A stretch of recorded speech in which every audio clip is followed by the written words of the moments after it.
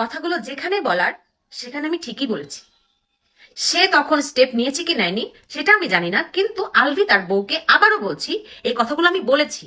আলভির বউ ইকরাকে আমি বলেছি, কিন্তু এই কথাগুলো জানার পরে আলভি ইকরাকে আমাদের সাথে আর মিশতে দেয়নি। ম্যাম, আলভির স্ত্রী যখন আত্মহত্যা করে ঠিক তার কিছুদিন পরেই মানুষই কিন্তু লাইভে এসেছিলেন। লাইভে এসে তিনি তিথিকে নিয়ে কথোপকথন বলেন, এমনকি বলেন তিথি এবং আলভি নাকি একটা রুমে আটকা পড়েছিলেন এবং অনেকে তাকে ধরেছিল, এমনটাই দাবি করেন। তো সেই দাবির এগেনস্টে তিথি কিন্তু কিছু কথোপকথন বলেছেন এবং তিথির কিছু কথোপকথন এগেনস্টে মানুষই কিন্তু আবার লাইভে চলে এসেছেন।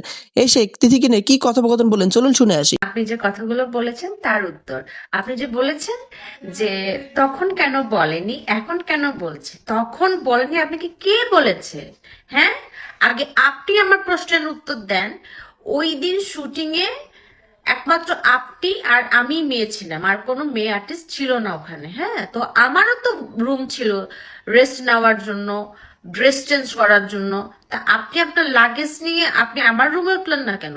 আপনি আর আলভি এক রুমে উঠলেন কেন? হ্যাঁ, ড্রেস চেঞ্জ করার জন্য, একসাথে খাওয়া দাওয়া, একসাথে ড্রেস চেঞ্জ, একসাথে। হুম হুম কি? এটার উত্তর আগে দেন। তারপরে হচ্ছে আমি আমার হাজবেন্ডকে জিজ্ঞেস করেছিলাম যে এগুলো কি চলছে। আমি আপনাকে বলিনি, কারণ আপনার সাথে আমার প্রথম শুটিং ছিল ওখানে।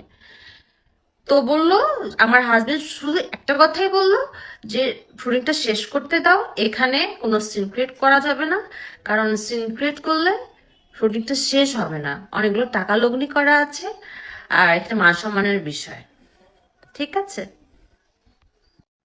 আর আপনাদের না বললেও কথাগুলো যেখানে বলার সেখানে আমি ঠিকই বলেছি। সে তখন স্টেপ নিয়েছে কি নেয়নি সেটা আমি জানি না, কিন্তু আলভি তার বউকে আবারও বলছি এই কথাগুলো আমি বলেছি। আলভির বউ ইকরাকে আমি বলেছি, কিন্তু এই কথাগুলো জানার পরে আলভি ইকরাকে আমাদের সাথে আর মিশতে দেয়নি। উত্তর পাওয়া গেছে?